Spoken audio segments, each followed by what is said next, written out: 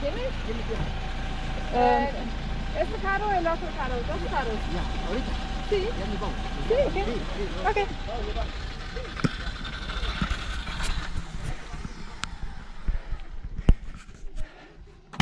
Okay, wir fahren. Ja, ich hab's gesehen.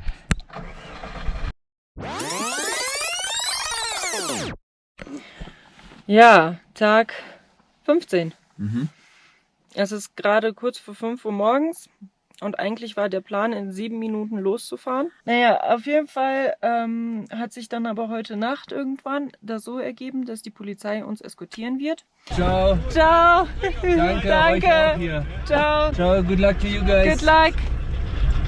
So, wir haben uns also tatsächlich jetzt noch gestern Abend dazu entschlossen, nach Lima zu fahren. Wir stellen uns die Situation dort einfach viel sicherer vor, haben auch von anderen Reisenden gehört, dass man dort eben so Sachen wie Einkaufen problemlos auch als Europäer erledigen kann. Das gibt uns unglaublich viel Freiheit in diesem Moment, auch wenn man sich das von Deutschland aus sicher nicht so vorstellen kann. Ja, das bedeutet uns viel und daher wollen wir nach Lima. Da das aber 1500 Kilometer sind, müssen wir das in 3 Tagen fahren. Wir schaffen das einfach nicht in kürzerer Zeit. Vor allem natürlich wegen der Ausgangssperre, die von 6 Uhr abends bis um 5 Uhr morgens geht. Das heißt, wir müssen also echt so früh wie möglich, also sprich um 5 Uhr morgens losfahren und dann möglichst lange fahren, um das überhaupt auch in 3 Tagen schaffen zu können. Also das ist jetzt der erste militärische Kontrollpunkt.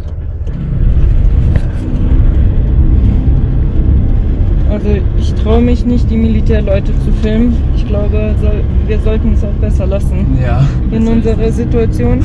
Aber der gute Herr, der jetzt gerade zu uns kam, der war höchstens 16.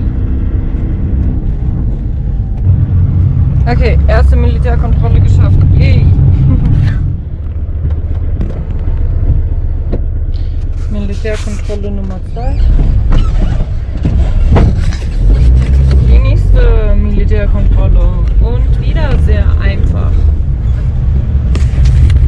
Militärkontrolle Nummer 3? 4. Naja, aber das muss dann jetzt ja die Militärkontrolle aus Puno raus sein. Jetzt wechseln, ne? Weil Ja, vielleicht ist kann auch jetzt sein. diese Tourist da. Aber wer fährt weiter?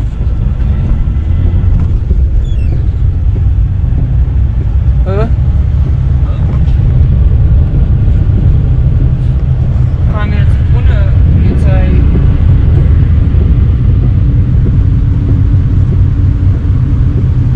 Ja, sieht so aus. So, eben auch eine Polizeikontrolle ohne Polizei gemacht. Dann haben wir hier aber die nächste Militärkontrolle.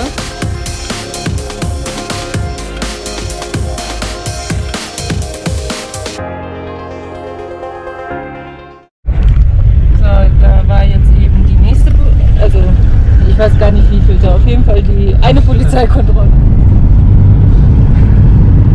Und wieder eine Militärkontrolle oder Polizeikontrolle passiert. Nachdem wir jetzt eigentlich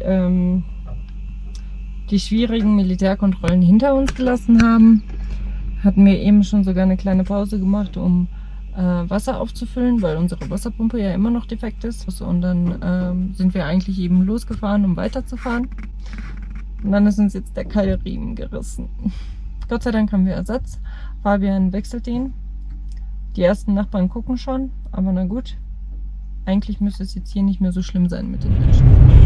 Und wieder eine Militär-Polizeikontrolle.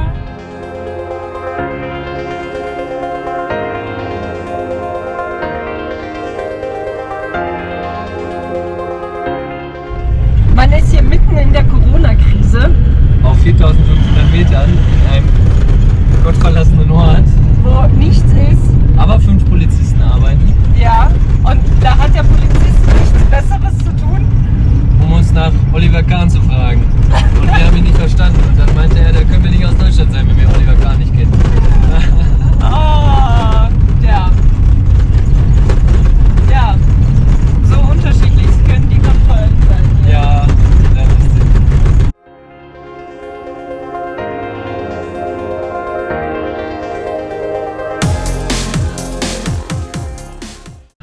So, wir haben es übrigens bis nach Arequipa jetzt geschafft. Haben unser Auto schon an einem Hostel abgestellt und sind gerade schon mal einkaufen gegangen. Haben in einem kleinen Kiosk mehr bekommen als erwartet. Und sogar diese wunderschönen Biomasken. Wir bewegen uns hier frei und keiner guckt uns schräg an. Und wir werden bedient.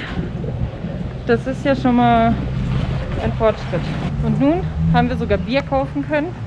Werden wir erstmal mit Bernd und Ria anstoßen. Oh nein, Milo! Oh. Dein Ernst?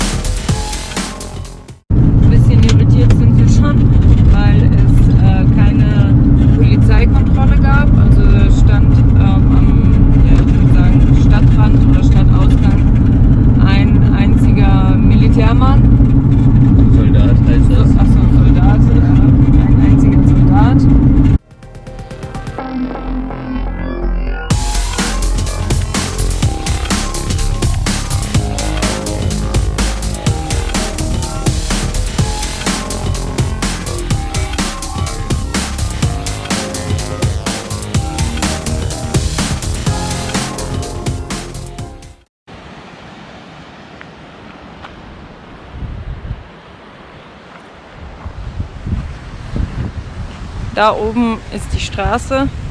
Wir haben uns jetzt hier hinter diesem Felsen versteckt. Ich meine, auch wenn die Polizei uns sehen sollte, eine Pause ist uns wohl gegönnt. Hoffentlich.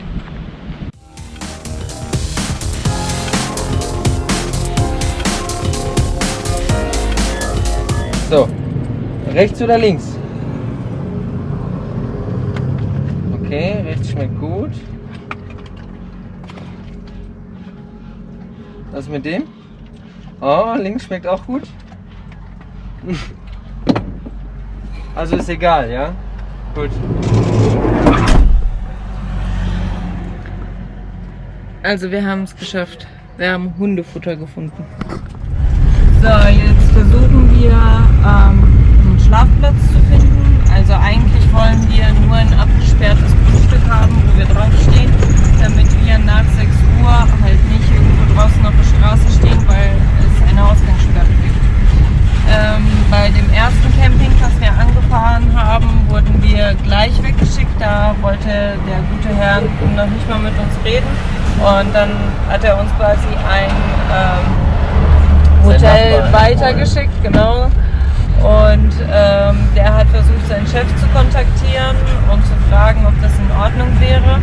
Das Problem ist aber, wenn er uns jetzt auf sein Grundstück lässt, darf er uns erst in 15 Tagen wieder rauslassen, wegen der Quarantäne. Wir haben auf jeden Fall einen Platz zum Schlafen gefunden. Wir stehen jetzt nämlich bei einem Astrologen vor der Tür und seit 6 Uhr ist hier Ausgangssperre. Und es war echt, um 6 Uhr, Punkt 6 Uhr, kam hier ein Polizeiauto, einmal mit Sirene lang gefahren. 3 Minuten später kam nochmal das gleiche Polizeiauto ohne Sirene lang gefahren. Zwischendurch flüchteten dann Menschen aus irgendwelchen Löchern irgendwo nach Hause, anscheinend. Wir stehen hier gegenüber von einem Kiosk und der muss auch um 6 Uhr zumachen.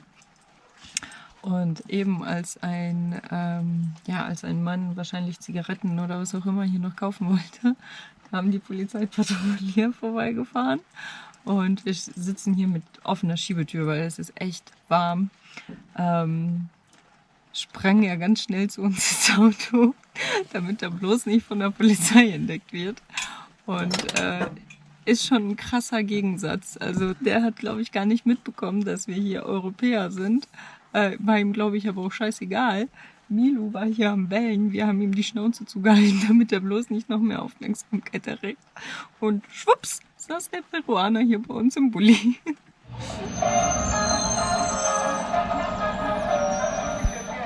Und da ist er wieder, der Wake-Up-Truck, beziehungsweise eigentlich die Müllabfuhr. Aber Wake-Up-Truck hört sich deutlich cooler an.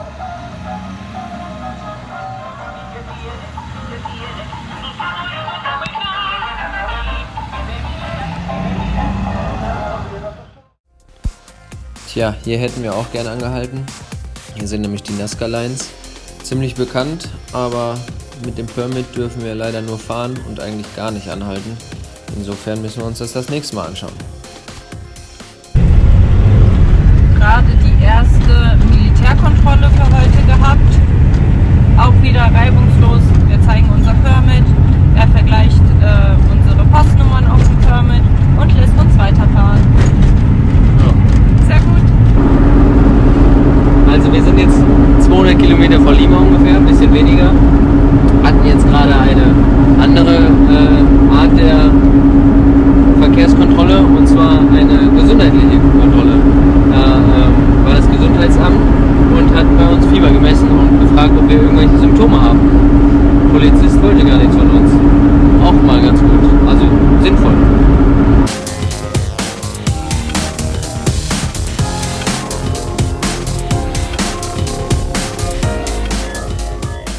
Kurz vorm Ziel kriegen wir dann irgendwie das Gefühl, dass das wohl die letzten Meter sein könnten, die wir mit unserem Tornado jetzt in nächster Zeit hier fahren.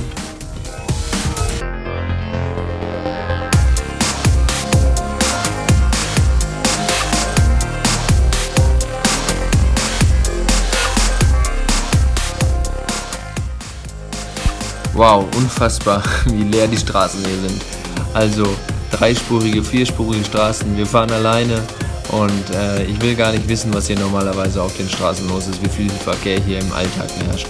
Das muss richtig krass sein. Hier war